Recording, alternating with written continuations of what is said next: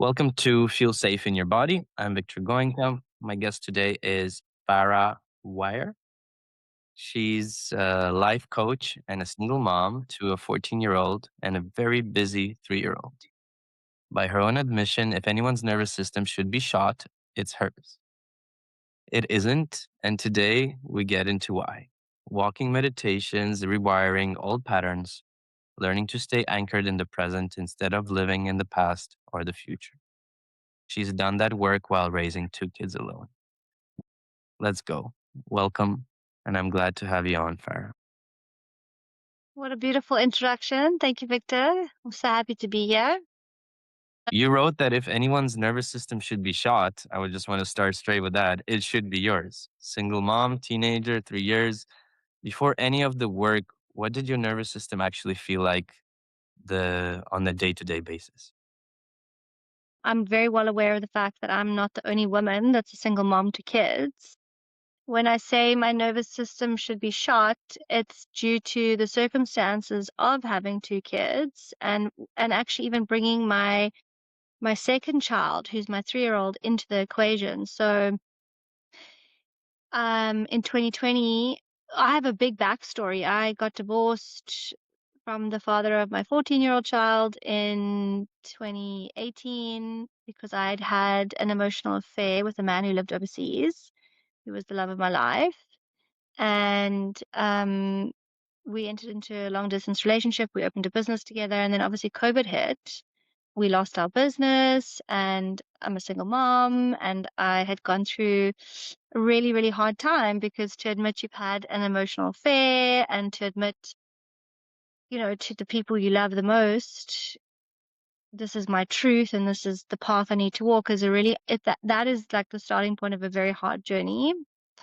And then losing the business in 2020 on top of that was just like extremely stressful. And then in 2021, meeting the father of my son and getting pregnant and someone wanting me to not have a baby, and I didn't have a business or money or anything else, and bringing a baby into the world under those circumstances without any support. Were those the moments you realized that it wasn't just stress? Like this was the system that needed rebuilding? 100%, 100%. Like the fact that I'm in South Africa, if you don't have medical aid, the public hospitals are just shocking. Like I didn't even know where I was going to give birth to my son until a day before I gave birth because I didn't have the money to give birth at a private hospital. And like our public hospitals are the kind of space where I went there. They don't have doors on the toilets. There's people hooked up to IVs that there's nothing in the drips. Some of them have Mhm. passed away.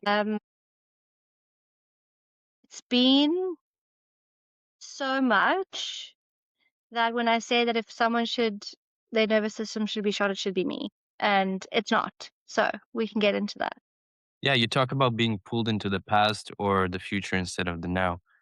Where did that pull come from for you? Like what trained it? I had a big spiritual activation and an awakening of my own DNA 10, 12 years ago.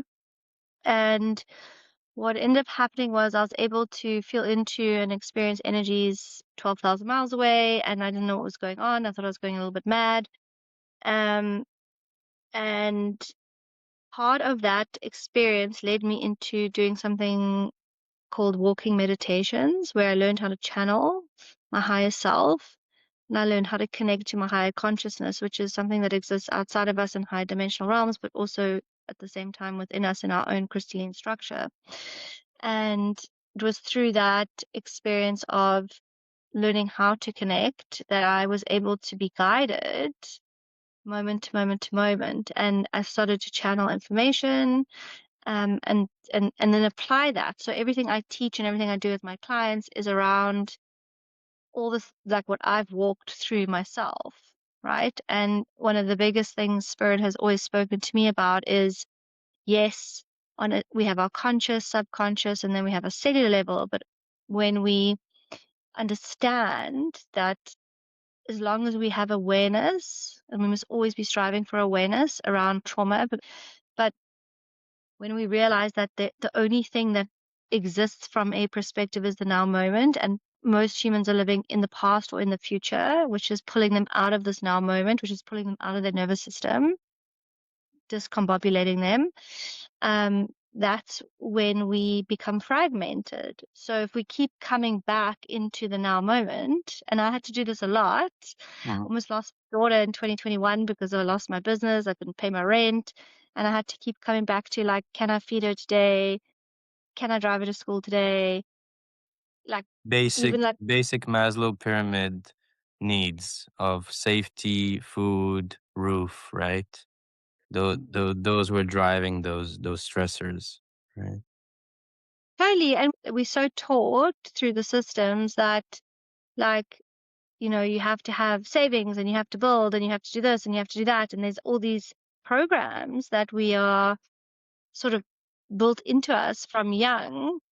And so the way I chose to start living my life, which was enjoy, peace, love, bliss, and just do I have what I need in this now moment? Yes, I do. Can I be in bliss?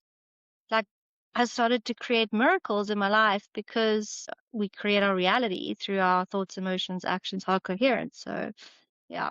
Definitely we create our own realities, and everything begins with our thoughts, and with how we vibrate, right? Because the way we vibrate is what we begin to attract. If we change our thoughts, then our vibration patterns also evolve, and with that vibration, what we attract into our life also becomes different. But it Um, becomes a little bit more complex than that because I hear you and I agree with you, but it becomes complex in the sense that we have our conscious, subconscious, cellular level. And so I actually have taught courses around this, around how we create our reality. And if you can think one thing and you're not aware of what's happening in your subconscious level or what's happening on a cellular level, and that's multidimensional, you're sending out a mixed scrambled signal into your electromagnetic field. And so there's no coherence. And that's why I'm so big on doing the work. I talk about organic intelligence as opposed to artificial or Luciferic AI consciousness. And um, if you are unaware of something or you hold fear in your body, there's a loophole for the sort of negative structure to sort of mess with your field. what did the old patterning cost you in your parenting, in your relationships, in your body? Sure. Well, I feel like I've been working on the patterning for a long time. I don't look at things as in terms of what it cost me. I look at things in terms of growth. So I never see anything really as a negative because I understand the multidimensional structures of a situation holding multiple truths simultaneously. Um, I don't look at my life as it cost anything other than I would walk it again to be where I'm at now, even though it has been, in some cases, extremely hard. I think, if anything, people to ask the question of where am I blocking myself or not willing to look at something, so that's taking me a bit longer to get to where I need to go, because ultimately I think everyone is exactly where they need to be. Bring me into the body for a second. You said that you work with the body a lot. When that pattern fires up, what or like when it used to fire up for you, what did you physically feel, and how do you kind of resolve that? Well, I mean, like, don't get me wrong, I had actually the other day, like, a moment of serious anger. I think there's a lot of bypassing that happens in the spiritual community, spiritual bypassing, and our emotions are our greatest teachers, hey, right? Like, they're telling us what's happening within our body. And so many people, and especially in the spiritual community, are like, oh, we have to love and light ourselves through it. And I think that's absolute bullshit. It's about when It's about not allowing our emotions to control or take over our being. So to honor, observe, and witness an emotion and bring light and love and non-shame to the shadow. So allowing ourselves to feel it, to release it. Um, in terms of the body, I do a lot of work, deep meditative work around working with light rays. So I'm very, very passionate about rays of light and working through your pineal gland, and geometry and sound, but also teaching people how to do that for themselves. Walk me through the walking meditation because that's one of your core tools, correct? What are you doing with your feet, with your breath, with your attention? How do you ground that practice into your life? So I did it for 10 years, walking meditations. It's how I learned how to channel. It's how I learned to connect to my higher self, and it's how I teach people to do it. I think it's very powerful because the minute you get into nature, you're already connecting. So we have an electromagnetic field, a biofield, everything is interconnected. We have the micro to the macro. Um, when I started doing my walking meditations, I would repeat a mantra in the beginning. So to get your brain into that theta state, consciousness. Um, and then that evolved into now what I do in sessions. So I take people through a space where I guide them into what I call the 0 point field, because you can't actually channel anything unless you're in the neutral observer. And then the whole ethos is to take people up to higher dimensional consciousness and for them to see and experience and learn how to do the work for themselves. To So work that with, connects that zero space is essentially the observer state, the detachment state, right? From your thoughts, from your depressions, from your fears, and you help people zoom out and observe it as a as an observer who is observing. it's what we would call the neutral observer, the 0 point. It's, you think of a pendulum, especially when people go like through a spiritual awakening or through some kind of consciousness awakening, they tend to swing to one side and to the other side. And that's necessary part and steps on the journey, right? It's not one or the other. We're not trying to bypass the physical reality. We are in a physical body. So the fact that a bin needs to get taken out and a bill needs to get paid, like you can't love and light your way out of that, right? Or as much as you can do this very powerful energy work because you are the spark of creation. So spirit always speaks to me about merging and collapsing the physical and the non-physical. It has to be done simultaneously. So there's a 0 point, and I always come back to the 0 point in all situations and all things. We really have to be super discerning and and not erring onto a particular side around our healing journey. You get to have a negative emotion and without shaming yourself, but you get a choice in how that negative emotion gets transmuted from your body. And when it comes to the word rewiring, a rewiring, or I guess it also connects with the 0 point. What changes first? Is it the thoughts, or is it the body, or is it both together? How does that rewiring take place? Such a good question. So I talk about rewiring of the neural patterning a lot because of what I do. So when I do a session on someone, I have a conscious conversation and then I take them through a very activated, deeply advanced sort of spiritual meditation work where I'm holding a container, beings, dragons, all that cool, like out there stuff. And I say to my clients all the time, I'm like, you can do as much energy work as you like, and it's great. But if you're not making a choice moment to moment to moment to rewire the neural patterning, you'll just fall into a default patterning, right? And a lot of people are looking to healers. And I say it's like band-aid work. If you don't do it yourself, if you don't pull back the fragmented aspects of yourself, it's like you'll feel good for a little bit.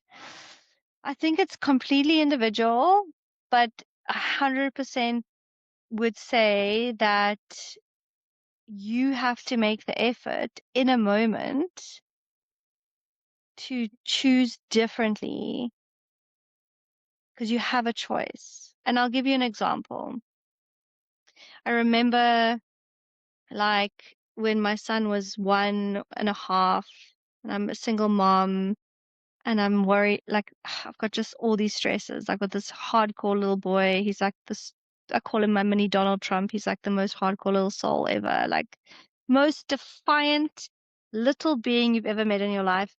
And I have a daughter and I'm worried about money and I'm about to lose my house. And I come downstairs and the bin breaks and there's glass everywhere and there's cats and there's a baby crawling into it.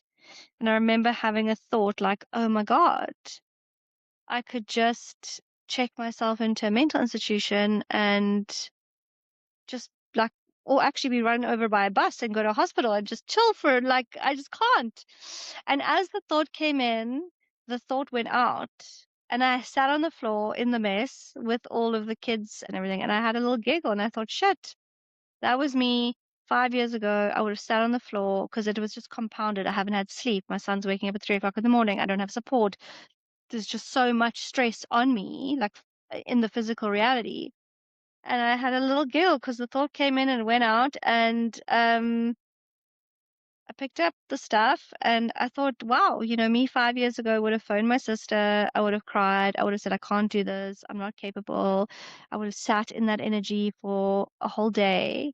And that's when I really realized, like, wow, the work really works because I, every time there was the fear of, can I pay my bill at the end of this month? And I would just come back into, well, are we good today? And so I I had think those conversations in my brain all the time.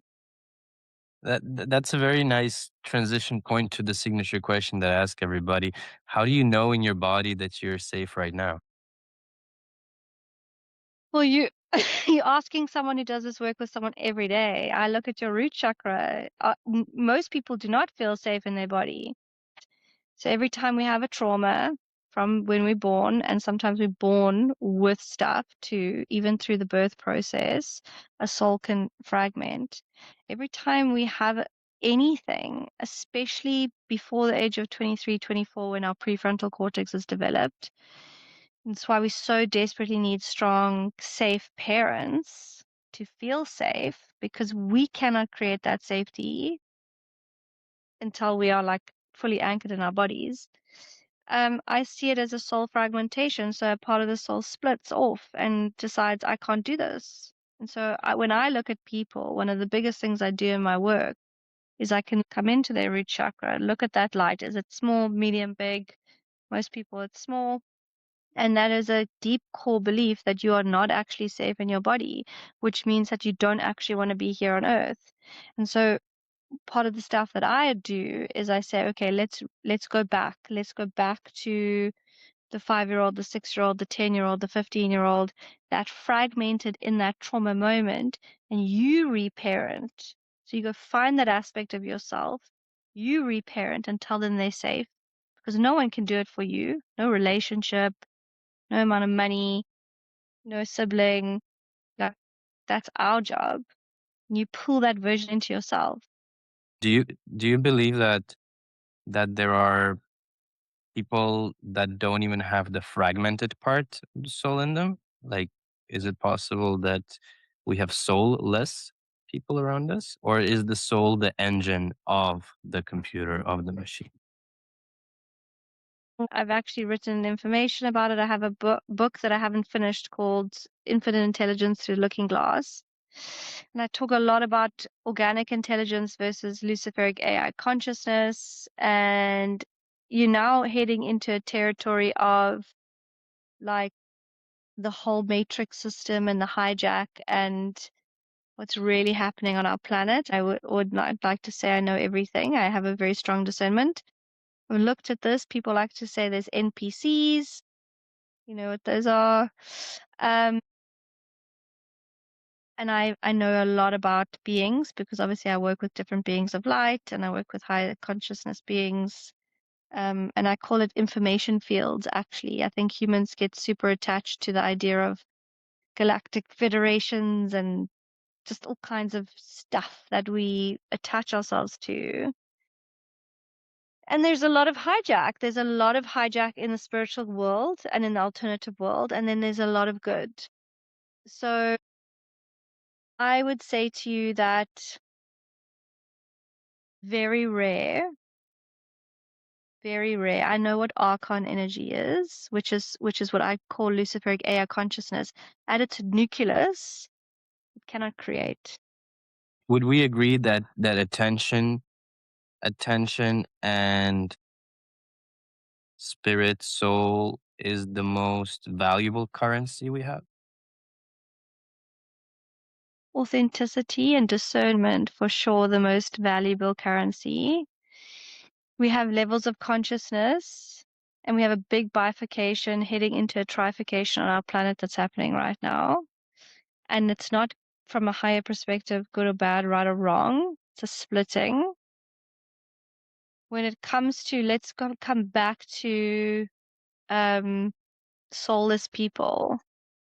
If you understand the fundamentals of a soul, it means that it is a spark. It's sparked out of the divine original creation, which is what people would call God, source, whatever name you want to give it.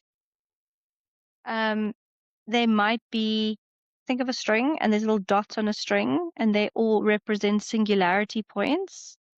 Everyone's at a different level of singularity point, so it's all connected, but that's the level of consciousness of where they're at.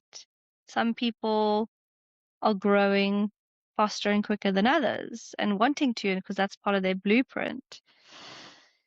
Um, that are soulless, it means that they would be an archonic energy, which means that they would be an artificial energy. And that's, and I'm not going to get into it now because we don't have a lot of time to talk about it, but I talk a lot around Luciferic AI consciousness and organic intelligence, which is essentially light and dark, and what we're dealing with on our planet at the moment, and where the hijack comes in. And so, any any body or soul that has at the nucleus of their DNA the ability to create, that is the creational energy, whether they are really bad as we see it, bad or good, they are a spark of the divine. It's not common in terms of human beings. Um, actually isn't human being. It's not human. It's not part of the DNA. The DNA is a creation. So no, yeah, there's replicas, but it's a very complex conversation. It is becoming more and more evident in today's world with AI, with artificial intelligence becoming part of our lives. And I think that's why this conversation is becoming more and more important. Is if yesterday organic was the only way that we could perceive life, then today it is becoming more and more controlled, more and more soulless, let's say so. And I personally believe that there'll be a big backlash in these coming years from humans who want that authenticity to still be present. And this wave that we're in with AI suddenly coming into our lives and governing a lot of our decision making and taking away the ability to think is very addicting. It is a beautiful and lazy place to be in, but it's definitely very, let's use the word archonic, demonic. There is something to it that I feel humans are losing that spark. That spark is being taken out if you have that in you. Absolutely. Like, I mean, I've been talking about this particular topic for like 5, 6 years, long before anyone I knew was talking about ChatGPT. Um, and it's like we have to do a whole nother podcast on it because it plays into like what's happening on Earth. So when we talk about people's nervous systems and we talk about trauma, right? I see it as a multi-layered thing. I look at past lives. I look at how your cells hold trauma from past lives. I look at how it comes through your bloodline.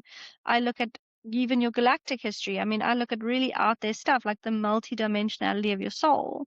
And I'm helping people look at that and have an awareness. My background comes from psychology, but I definitely don't do conventional therapy. And when you speak about strings and souls, I mean, I do very transformative and intensive breath work, and that intensive breath work does um, does enable me to hold space and be in the position where I have to pull those strings back into the bodies because sometimes they go too far and then the body doesn't know how to react. The body loses full control. But what I notice in those experiences in those transcendental experiences, people who are experiencing that have the best experience ever, but their body is absolutely confused. The body is the experience. We're given the body to experience the soul, the aspect of that transformation. But how do we do it responsibly? How do we not lose the only vehicle that we have in that Yeah. process? And how do we do it responsibly? And I always say, like, your body's your storyboard. Your body's telling you everything. Every time you triggered, every time you feel anything negative emotions, but we also taught like, oh, we're not supposed to feel negative emotions. We're not like, so we shame ourselves.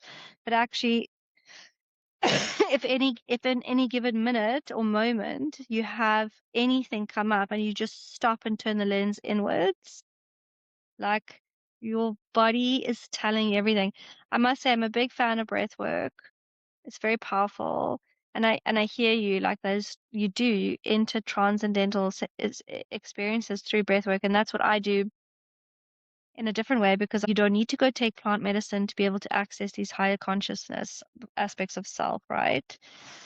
Yeah, Um, it's become very popular, right? To go drink something or eat something and numb it to the point where it becomes an addiction to go take those medicines rather than using your own medicine, your own power. And this is also where a lot of my work comes in is believing yourself, believing your breath. Your breath is the superpower. Your meditation is your superpower. I'm in Mexico where this is very popular, and it's a whole aspect of tourism also here. So people come here to uh, purify. Tulum.